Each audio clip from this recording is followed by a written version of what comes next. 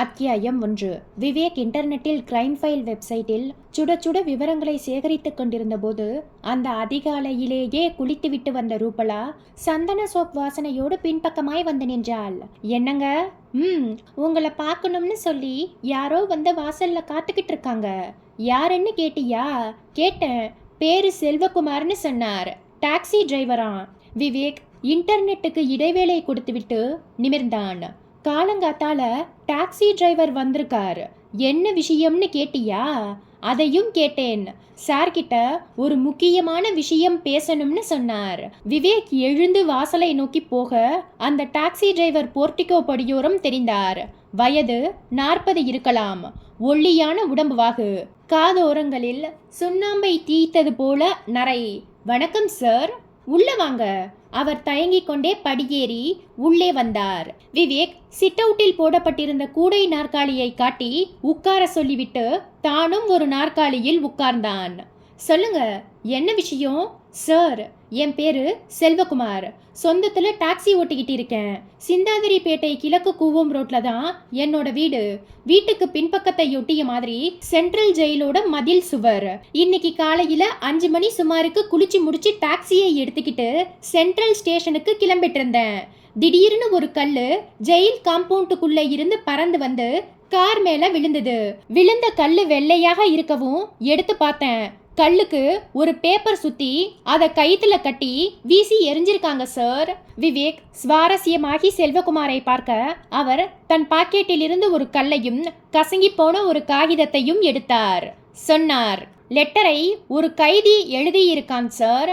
தன்னோட ரத்தத்தை குச்சியால தொட்டு கோணல் மாணலா உங்க பேரை போட்டு 4 வார்த்தை எழுதியிருக்கான்.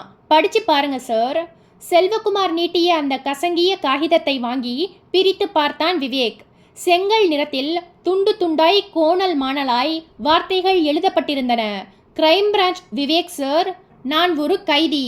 டெல்லி பாலிகன் சிறை. இந்த மாதம் 17ஆம் தேதி.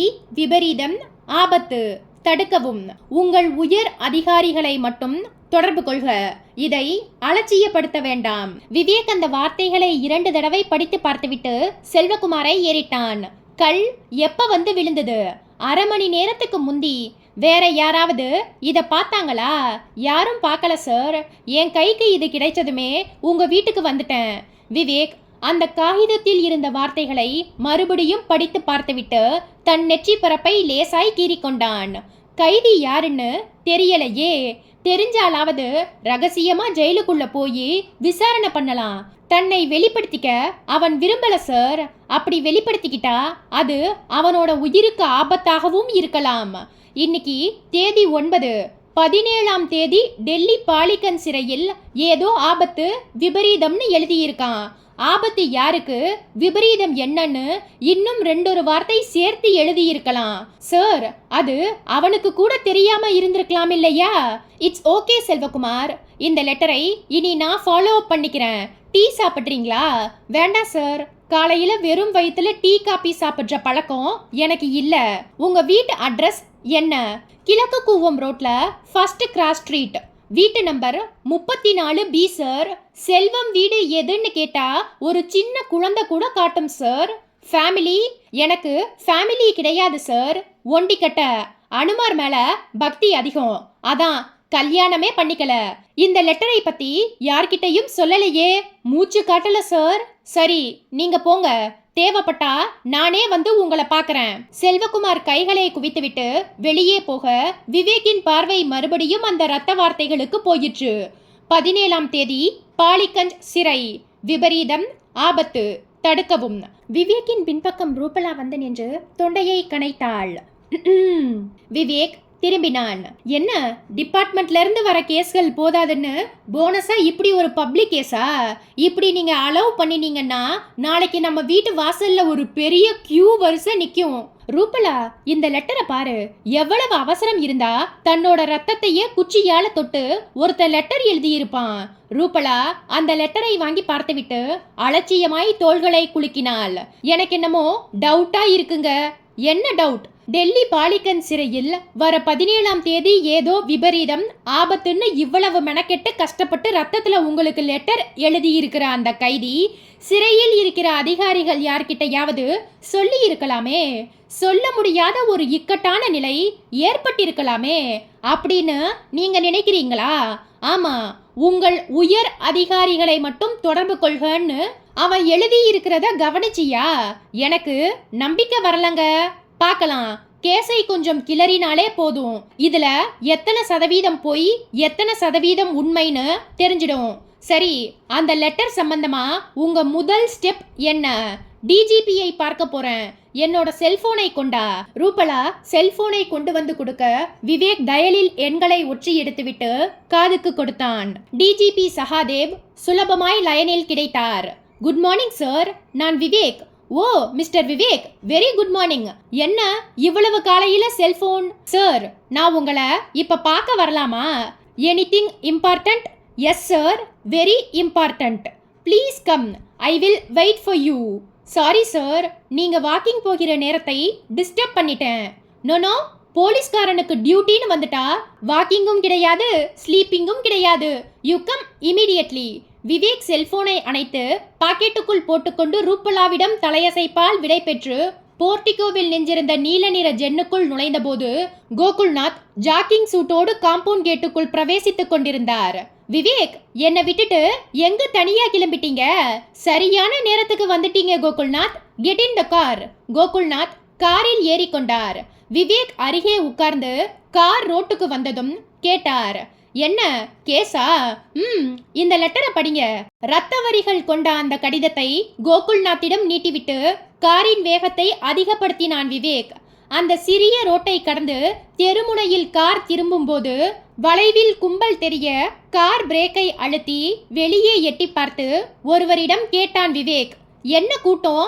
கார் டிரைவர் ஒருத்தரை கத்தியால குத்திட்டாங்க சார். அத்தியாயம் 2. விவேக் துடித்துக் கொண்டிருந்த கார் இன்ஜினை அணைத்துவிட்டு படீரென்று கதவை திறந்து கொண்டு கீழே இறங்கினான்.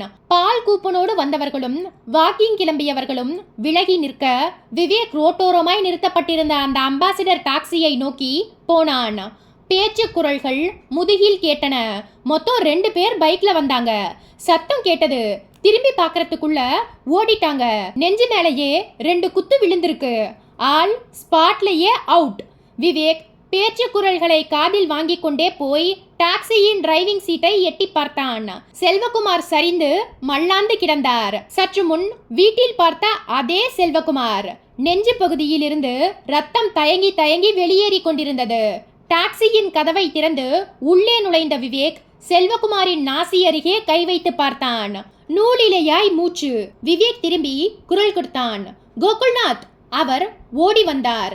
விவேக், கொஞ்ச நேரத்துக்கு முந்தி என் வீட்டுக்கு வந்து லெட்டர் கொடுத்த டிரைவர் தான் இவரு. ஒரு கை பிடிங்க, நம்ம கார்ல ஹாஸ்பிட்டல் கொண்டு போயிடலாம். விவேக் சொல்ல கோகுல்நாத் செயல்பட்டார். இருவரும் செல்வகுமாரை தூக்கி மாருதி ஜென்னின் பின் சீட்டில் கிடத்தினார்கள். கோகுல்நாத், நீங்க காரை ஓட்டிக்கிட்டு பக்கத்துல இருக்கிற குமரன் ஹாஸ்பிட்டலுக்கு போங்க. நான் ஒரு 1/4 மணி நேரத்துக்குள்ள அங்க வந்துடுறேன். கோகுல்நாத் தலையசைத்து மின்னல் வேகத்தில் காரை நகர்த்தி கொண்டு போய்விட விவேக் கும்பலிடம் திரும்பினான். கேட்டான், சம்பவத்தை யார் நேர்ல பார்த்தது? My self. பனியன் ஷார்ட்ஸோடு கான்வா ஷூக்கள் சகிதம் இருந்த அந்த 60 வயது பெரியவர் விவேக்குக்கு முன்பாய் வந்து நின்றார். ஐயம் ராது என்கிற Radhakrishnan.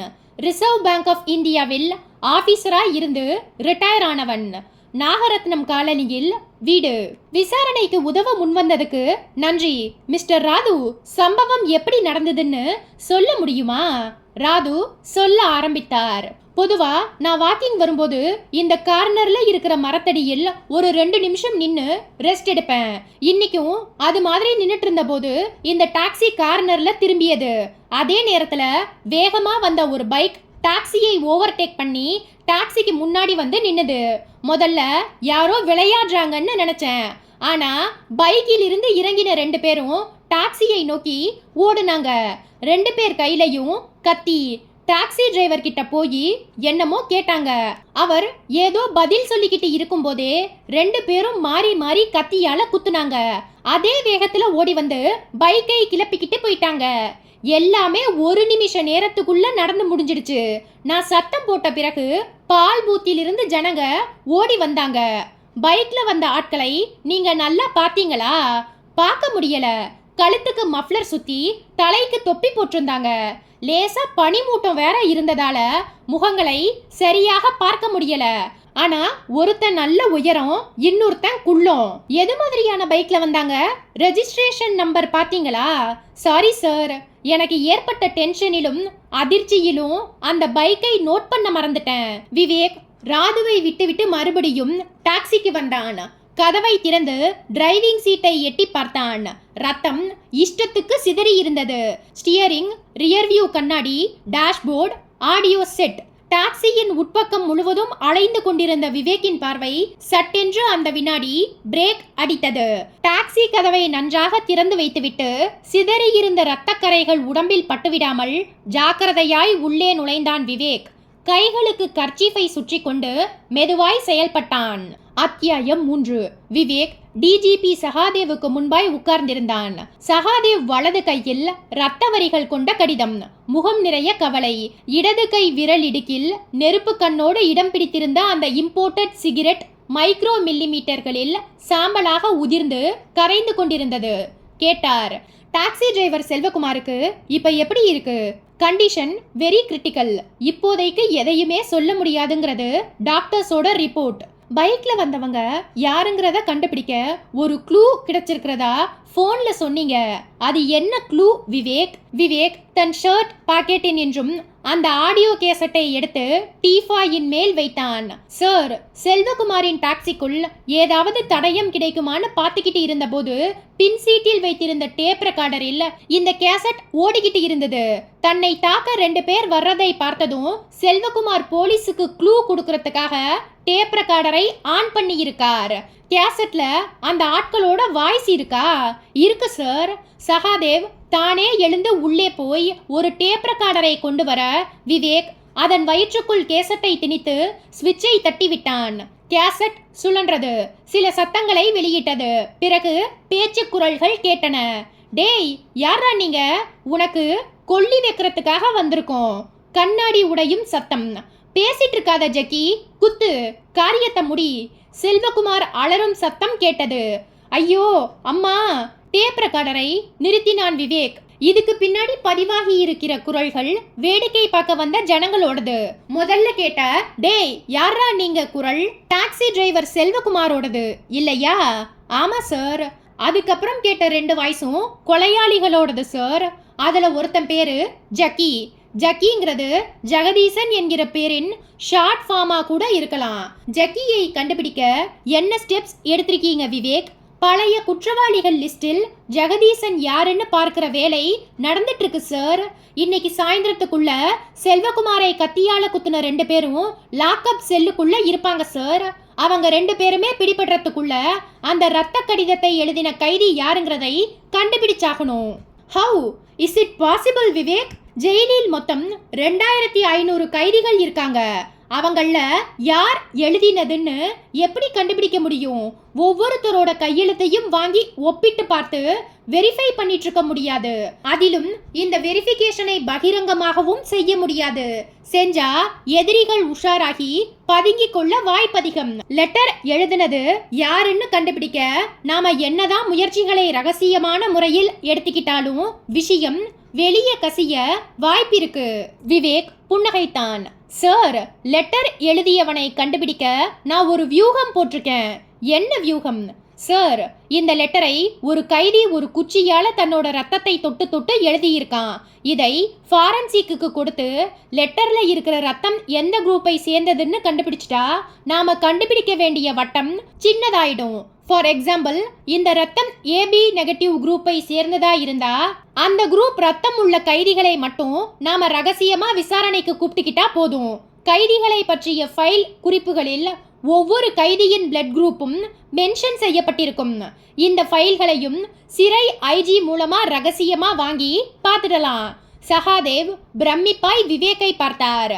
Well planned mister Vivek. ரத்தத்தை இன்னைக்கே ஃபாரன்சிக்கு கொடுத்துடுங்க. பிளட் குரூப் என்னன்னு நமக்கு தெரிஞ்சதும் என்கொயரியை சீக்கிரட்டா கண்டக்ட் பண்ணிடுவோம். சார், அதுக்கு முந்தி நமக்கு இன்னொரு விவரம் தெரியணும். என்ன சொல்லுங்க.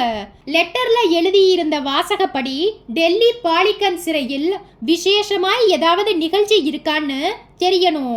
அப்படி ஒரு நிகழ்ச்சி இருந்தா அந்த நிகழ்ச்சியில் யார் யார் பார்ட்டிசிபேட் பண்றாங்கன்னும் தெரியணும். அந்த விபரமும் கைக்கு வந்துட்டா நடக்க போற விபரீதம் என்னங்கிறதை ஓரளவு கெஸ் பண்ணிக்கலாம். சகாதேவ் குறுக்கிட்டு சொன்னார். டெல்லியில் இருக்கும் சிறை ஐஜி எனக்கு ஓரளவுக்கு தெரிஞ்சவர் தான். அவரை கான்டாக்ட் பண்ணி பார்க்கலாமா ப்ளீஸ்? சகாதேவ் தன் அறைக்கு எழுந்து போய் தடிமனான டைரியோடு வெளியே வந்தார். டைரியை பிரித்து ஒரு டெலிபோன் நம்பரை பொறுக்கிக் கொண்டு தன்னுடைய ஹாட்லைன் டெலிபோனில் டெல்லியை தொடர்பு கொண்டார். கேட்டார். Mister Lal Gupta please. நீங்கள்? Sahadev, DGP of Tamil Nadu. ஒரு நிமிஷம் லைனில் இருங்கள். சகாதேவ் லைனில் காத்திருக்க சரியா 2 நிமிஷம் கழித்து டெல்லி சிறை ஐஜி லால் குப்தா லைனில் வந்தார். ஹலோ மிஸ்டர் சகாதேவ், எப்படி இருக்கிறீர்கள்? Very fine. என்ன இவ்வளவு காலையில் ஹாட்லைன் டெலிபோன்? எந்த தமிழ்நாட்டு கிரிமினலாவது டெல்லிக்குள் நுழைந்து விட்டானா? அது இல்லை லால் குப்தா. பின்ன என்ன? ஒரு விபரம் வேண்டும், கேளுங்கள். பாலிகன் சிறையில் 17ஆம் தேதி ஏதாவது ஃபங்க்ஷன் நடைபெற உள்ளதா? ஆமாம். என்ன ஃபங்க்ஷன்? டெல்லி சிறைகளை பார்வையிட்டு ஆலோசனை வழங்கவும் சிறையில் சில சீர்திருத்தங்கள் செய்யவும் வெளிநாட்டிலிருந்து மனித உரிமை கமிஷன் குழு ஒன்று வருகிறது. வெளிநாடு என்றால் எந்த நாடு? ஐரோப்பிய நாடுகளை சேர்ந்தவர்கள். குழுவில் மொத்தம் எத்தனை பேர்? 15 பேர். ஆமாம். எதற்காக இப்போது இந்த டெலிபோனிக் என்கொயரி? கடைசியில் சொல்கிறேன். முதலில் எனக்கு விபரம் வேண்டும். அந்த மனித உரிமை கமிஷன் முறைப்படியானதுதானா? ஆமாம். உள்துறை அமைச்சகத்தின் உரிமை பெற்றே சிறைகளை பார்வையிட வருகிறார்கள்.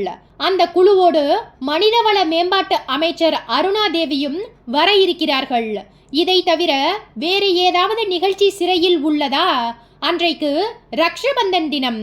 கைதிகளுக்கு ராக்கி கயிறு கட்டுவதற்காக மகளிர் மன்ற அமைப்பை சேர்ந்த 50 பெண்கள் வருகிறார்கள். இந்த 2 நிகழ்ச்சிகளை தவிர வேறு எதுவுமே அந்த தேதியில் இல்லை. இப்போது சொல்லுங்கள், என்ன விஷயம்? சகாதேவ் விபரத்தை சொன்னதும் மறுமுனையில் லால் குப்தா பதட்டப்பட்டார். என்ன ஆபத்து, என்ன விபரீதம் என்று அந்த கடிதத்தில் எழுதப்படவில்லையா? இல்லை. கடிதத்தை கொண்டு வந்து கொடுத்த டாக்ஸி டிரைவர் செல்வகுமார் உடல்நிலை இப்போது எப்படியுள்ளது? அவர் இன்னமும் ஆபத்தான கட்டத்தை தாண்டவில்லை. இப்போது என்ன செய்வது மிஸ்டர் சகாதேவ்? 17ஆம் தேதி இங்கே பாலிகன் ஜெயிலில் நடைபெற உள்ள எல்லா நிகழ்ச்சிகளையும் ரத்து செய்து விடட்டுமா? ஒரு நிமிஷம் இருங்கள்.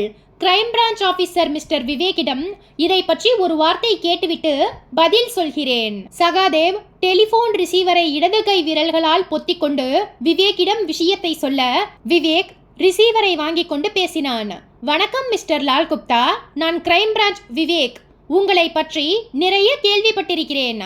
திறமையான ஒரு கிரைம் பிரான்ச் அதிகாரியிடம் பேசுவதில் எனக்கு மிகுந்த சந்தோஷம். மிஸ்டர் சகாதேவ் உங்களுக்கு கிடைத்த அந்த இரத்த வரிகள் கொண்ட கடிதத்தை பற்றி சொன்னார். அந்த கடிதப்படி ஏதாவது விபரீதமோ ஆபத்தோ நடக்கும் என்று நீங்கள் நினைத்தால் அன்றைய தேதியில் நடக்க இருக்கும் மனித உரிமை கமிஷன் விசிட்டையும் ரக்ஷபந்தன் நிகழ்ச்சியையும் ரத்து செய்து விடலாம். எதற்காக ரிஸ்க் எடுத்துக்கொள்ள வேண்டும்? விவேக் குறுக்கிட்டான். Sorry to say this sir, அந்த நிகழ்ச்சிகளை ரத்து செய்துவிட்டால் பிரச்சனை முடிந்துவிடும் என்று நீங்கள் நினைக்கிறீர்களா? விவேக், இப்போது நீங்கள் என்ன சொல்ல வருகிறீர்கள்? திட்டமிட்டபடி நிகழ்ச்சிகள் நடக்கட்டும் சார். அந்த விபரீதம் நடப்பதற்கு முன்பாகவே கண்டுபிடிக்கப்பட வேண்டும். கண்ணுக்கு தெரியாமல் இருக்கும் அந்த கருப்பு ஆடுகளை கைது செய்ய இதைவிட வேறு ஒரு நல்ல வாய்ப்பு கிடைக்காது. மிஸ்டர் விவேக், ஒரு விவகாரத்தில் ஆபத்து இருக்கிறது என்று தெரிந்த பின் அதை எதிர்கொள்வதில் என்ன புத்திசாலித்தனம் இருக்கிறது என்று எனக்கு தெரியவில்லை. ஸ்கிப் செய்துவிட்டு போனால் என்ன? நீங்கள் அதை ஸ்கிப் செய்துவிட்டால் குற்றவாளிகள் வேறு ரூபத்தில் வேறு ஏதாவது ஒரு நிகழ்ச்சியில் விஸ்வரூபம் எடுக்கக்கூடும். அப்போது அதனுடைய விளைவுகள் கடுமையாக இருக்கும். குற்றவாளிகளும் நம் கைக்கு கிடைக்க மாட்டார்கள். இருந்தாலும் டோன்ட் ஹெசிடேட் சார். குற்றவாளிகளை அடையாளம் கண்டுகொள்ள நமக்கு கிடைத்திருக்கிற ஒரு நல்ல வாய்ப்பு இது. இந்த விஷயத்தில் தன்னிச்சையாய் நான் முடிவு எடுக்க முடியாது மிஸ்டர் விவேக். உள்துறை அமைச்சகத்தை தொடர்பு கொண்டு அவர்களிடம் இந்த பிரச்சனையை சொல்லி விவாதித்த பின் தான் ஒரு முடிவுக்கு வர முடியும். ஓகே சார், உங்களுக்கு என்ன ப்ரொசீஜர் உள்ளதோ அதையெல்லாம் செய்து முடித்துவிட்டு எனக்கு தகவல் கொடுங்கள். இன்று மாலைக்குள் உள்துறை அமைச்சகம் இந்த விஷயத்தில் என்ன முடிவு எடுத்தது என்பதை மிஸ்டர் சகாதேவ் மூலமாக உங்களுக்கு தெரியப்படுத்தி விடுகிறேன். Very kind of you sir. But ஒரு விஷயம், என்ன, இந்த செய்தி வெளியே போய்விடாமல் பாதுகாக்கப்பட வேண்டும். நீங்கள் நடத்தும் எல்லா விசாரணையும் மேல் மட்டத்திலேயே நடத்தப்பட வேண்டும். நீங்கள் சொல்வதின் அர்த்தம் எனக்கு புரிகிறது. ரகசியம் கடைசி வரை கட்டி காக்கப்படும். இன்று மாலையில் உங்களுக்கு பதில் கிடைக்கும். டெலிபோன்கள் மௌனம் சாதித்துக் கொள்ள விவேக் ரிசீவரை கவிழ்த்துவிட்டு எதிரில் சிகரெட் பிடித்துக் கொண்டிருந்த சகாதேவை ஏறிட்டான். சார், டெல்லி சிறை ஐஜி மிஸ்டர் லால் குப்தா இன்னைக்கு ஈவினிங் உங்களை போன்ல கான்டாக்ட் பண்றதா சொல்லி இருக்கார். விவேக், நீங்க லால் குப்தா கிட்ட பேசின ஒரு விஷயத்தில் எனக்கும் கூட உடன்பாடு இல்லைதான். என்ன சார் சொல்றீங்க? ஒரு விவகாரத்தில் ஆபத்து இருக்குன்னு தெரிஞ்ச பின்னாடி அதை தவிர்த்துட்டு போகாம ஃபேஸ் பண்ணி ஆகணுமா? Sir, we are policemen. பிரச்சனைகளை ஃபேஸ் பண்ணி அதை எராடிகேட் பண்றது தான் முக்கியமான பணி. அதை அவாய்ட் பண்ணிட்டு போனா ஒரு சாதாரண மனுஷனுக்கும் போலீஸ்காரனுக்கும் பெரிய வித்தியாசம் இல்லாம போயிடும் சார். விவேக் சொல்லிக் கொண்டிருக்கும் போதே அவனுடைய ஷர்ட் பாக்கெட்டில் இடம் பிடித்திருந்த செல்போன் முணுமுணுத்து கூப்பிட்டது. விவேக் எடுத்தான். மறுமுனையில் கோகுல்நாத். விவேக், சொல்லுங்க கோகுல்நாத். டாக்ஸி டிரைவர் செல்வகுமாரை கத்தியால் குத்துன 2 பேரையும் போலீஸ் ஸ்பெஷல் ஸ்குவாட் மடக்கிட்டாங்க. அத்தியாயம் 4. லாக்அப் செல்குள் ஒரு சின்ன புயல் மாதிரி நுழைந்தான் விவேக். 2 பேர் ஜட்டி அணிந்த கோலத்தில் உட்கார்த்தி வைக்கப்பட்டிருக்க கோகுல்நாத் எதிரே நின்றிருந்தார். கையில் லாட்டி சுழன்று கொண்டிருந்தது. வாங்க விவேக். 2 பேரும் என்ன சொல்றாங்க? முழு பூசணிக்காய சோத்துல மறைக்க பாக்குறாங்க விவேக். செல்வகுமாரை ஏண்டா கத்தியால குத்துனீங்கன்னு கேட்டா எங்களுக்கும் அவனுக்கும் எந்த பகையும் கிடையாது, நாங்க கூடிப்படை ஆட்கள்னு சொல்றாங்க. யாரோ கஜாவா, இன்னொரு டாக்ஸி டிரைவராமா. அவனோட ஒய்ஃபுக்கும் செல்வகுமாருக்கும் இல்லீகல் கான்டாக்டா. கஜா தான் இவங்களுக்கு பணத்தை கொடுத்து செல்வகுமாரை தீர்த்து கட்ட சொன்னானா. இவங்க எப்படி மாட்டிக்கிட்டாங்க? கார் டேப் ரெக்கார்டர்ல பதிவாகி இருந்த 2 பேரோட வாய்ஸையும் கிரிமினல் ஐடி செல்லுக்கு நீங்க கொடுத்துட்டு போனீங்க. வாய்ஸ் ஆஃப் கிரிமினல் ரெக்கார்ட்ஸை சிடி ரூபத்துல கம்ப்யூட்டருக்கு கொடுத்து பார்க்க இந்த 2 பழைய குற்றவாளிகளையும் கம்ப்யூட்டர் அடையாளம் காட்ட போக ஸ்பெஷல் போலீஸ் ஸ்குவாட் அமுக்கிட்டாங்க. விவேக் அவர்களிடம் பார்வையை திருப்ப 2 பேரும் குத்துக்காலிட்டபடியே கைகளை குவித்து வணக்கம் போட்டார்கள். சார், ஐயா என்னென்னமோ கேள்வி கேட்கறாங்க. நாங்க தீவிரவாதிகள்னு சொல்றார். டில்லி ஜெயில 17ஆம் தேதி என்ன விபரீதம் நடக்க போகுதுன்னு கேக்குறார். இந்தியாவுல எங்க கூட்டம் எங்கெங்க இருக்குன்னு கேக்குறார். எங்களுக்கு ஒண்ணுமே புரியலங்க ஐயா. கோகுல்நாத் தீர்மானமாய் தலையாட்டினார். விவேக், இந்த 2 பேரும் உண்மையான காரணத்தை மறைக்கிறதுக்காக இப்படி பொய் சொல்லிட்டு இருக்காங்க. 2 லாட்டி உடைஞ்சதுதான் மிச்சம். வாயிலிருந்து இன்னும் உண்மை வெளியே வரல. கோகுல்நாத் கையில் இருந்த லாட்டியை விவேக் வாங்கி கொண்டான். உயரமாய் இருந்தவனின் தாடையை லாட்டியால் நிமிர்த்தியபடி சொன்னான், இதோ பார், போலீஸ் லாக்கப்குள்ள வந்து உட்கார்ந்துகிட்ட பிறகு ரொம்ப நேரத்துக்கு பொய் சொல்லிக்கிட்டு இருக்க முடியாது. செல்வகுமாரை கத்தியால குத்தினது நீங்க 2 பேர் தாங்கிறதை எவ்வளவு சீக்கிரத்துல கண்டுபிடிச்சோமோ அதே மாதிரி நீங்க பேசுறது உண்மையா பொய்யாங்கிறதையும் அதை விட சீக்கிரமா கண்டுபிடிச்சிடுவோம். டெல்லி ஜெயில்ல நடக்க போகிற விபரீதம் என்னன்னு சொல்லிட்டா இந்த லாக்அப்ல உங்களுக்கு ராஜ மரியாதை கிடைக்கும். இல்லன்னா உடம்பு சுண்ணாம்பாயிடும். எப்படி வசதி? சார், 2 பேரும் விவேக்கின் கால்களில் விழுந்தார்கள். நாங்க சொல்றது சத்தியம் சார். டாக்ஸி டிரைவர் கஜா தான் 20,000 ரூபாய் ரேட்டு பேசி செல்வகுமாரை தீர்த்து கட்ட சொன்னான். கஜாவோட ஒய்ஃபுக்கும் செல்வகுமாருக்கும் இல்லீகல் கான்டாக்ட் சார். விவேக் கோகுல்நாத்தை ஏறிட்டான். கஜாவை கைது பண்ணியாச்சா? ஆள் கிடைக்கல விவேக். அவனை கைது பண்ணி கொண்டு வர போலீஸ் ஸ்குவாட் சிட்டியை அலசிக்கிட்டு இருக்கு. விவேக் கோகுல்நாத்துக்கு கண்ணை காட்டிவிட்டு லாக்கப்பை விட்டு வெளியே வந்தான். என்ன விவேக், இவங்களுக்கும் அந்த ஜெயில் மேட்டருக்கும் எந்த சம்பந்தமும் இருக்க முடியாதுன்னு நினைக்கிறேன் கோகுல்நாத். எப்படி சொல்றீங்க? இவங்க 2 பேரும் போலீஸ்ல மாட்டிக்கிட்டதும் அந்த கஜா தலைமறைவாயிட்டான் இல்லையா? ஆமா, அப்படின்னா இது கஜா சம்பந்தப்பட்ட விவகாரம். செல்வகுமார் கத்தியால் குத்தப்பட்டது பியூர்லி அவரோட பர்சனல் விவகாரம். எல்லாத்துக்கும் மேலா இன்னொரு விஷயம், செல்வகுமாருக்கு ரத்த வரிகள் கொண்ட அந்த லெட்டர் கிடைச்சது ஒரு விடிகாலை நேரம். அது வெளியே யாருக்கும் தெரிஞ்சிருக்க வாய்ப்பில்லை. சோ அந்த ஜெயில் மேட்டரை வேற கோணத்தில் இருந்து தான் பார்க்கணும். லெட்டர் எழுதின கைதி யாருன்னு தெரிஞ்சா இந்த விவகாரத்தை ஒரு முடிவுக்கு கொண்டு வந்துடலாம். அந்த கைதி யாருங்கிறதை எப்படி கண்டுபிடிக்க போறோம்? வாங்க கோகுல்நாத், கார்ல போய்கிட்டே பேசுவோம். வெளியே நின்றிருந்த காருக்கு வந்தார்கள். அந்த 2 பேரோட பேர் என்ன? ஒருத்தன் ஜக்கி என்கிற ஜகா, இன்னொருத்தன் பரமு என்கிற பரமேஸ்வரன். அந்த பழைய குற்றவாளிகளை பற்றி போலீஸ் ரெக்கார்ட்ஸ் என்ன சொல்லுது? கூலிப்படை ஆட்கள் தான். ஏற்கனவே ஒரு கொலை குற்றத்துக்காக இவங்க கைது பண்ணப்பட்டு ஜாமீன்ல வெளியே வந்திருக்காங்க. விவேக் காரை ஃபாரன்சிக் கட்டிடம் இருந்த திசையை நோக்கி விரட்ட ஆரம்பித்தான்.